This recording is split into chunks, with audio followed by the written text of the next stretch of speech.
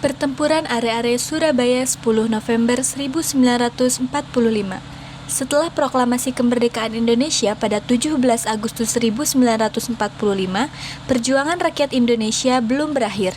Di Surabaya, perlawanan besar terjadi pada 10 November ketika rakyat dan pemuda Surabaya yang dikenal sebagai Are-Are Surabaya melawan tentara Inggris yang mendukung Belanda untuk kembali menjajah Indonesia.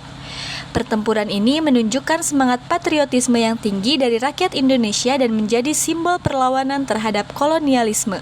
Meskipun senjata mereka terbatas, keberanian rakyat Surabaya mengubah pandangan Inggris dan Belanda terhadap Indonesia.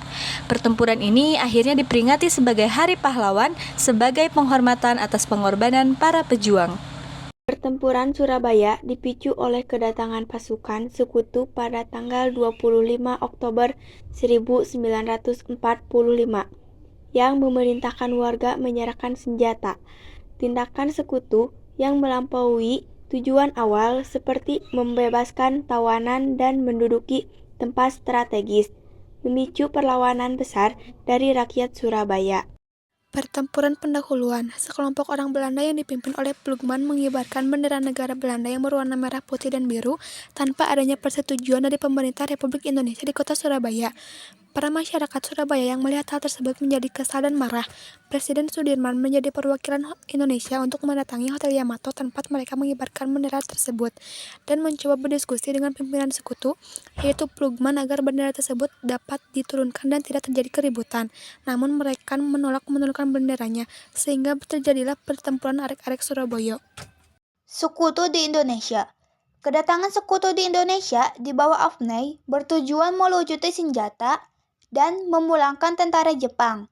Namun, perjanjian Inggris-Belanda yang mendukung kembalinya Belanda memicu perlawanan dari rakyat, sehingga terjadi pertempuran antara Indonesia dan sekutu. Kedatangan Inggris di Surabaya.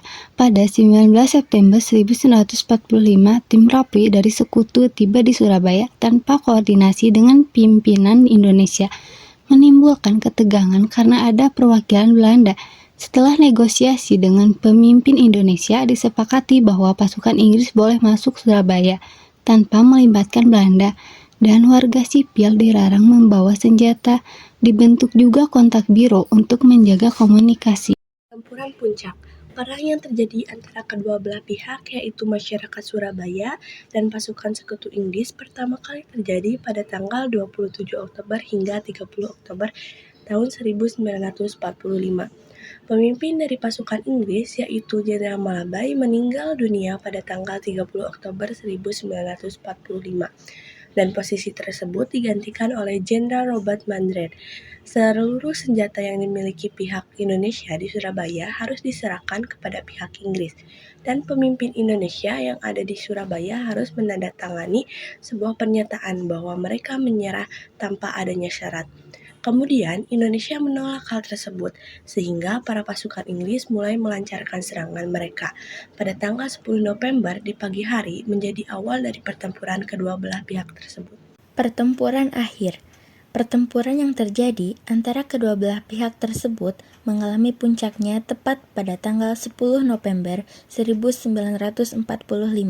Pertempuran yang terjadi menghasilkan banyak korban jiwa pada kedua belah pihak.